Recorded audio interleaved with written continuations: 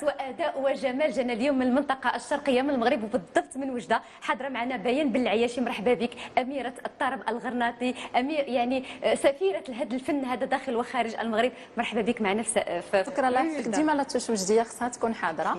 غنقدم غير واحد الانقطاع غير صغير، واحد الانقلاب اللي معروف جدا في الطرب الغرناطي اللي هو يا قلبي خلي الحال. ويا قلبي خلي الحال. Wait a minute.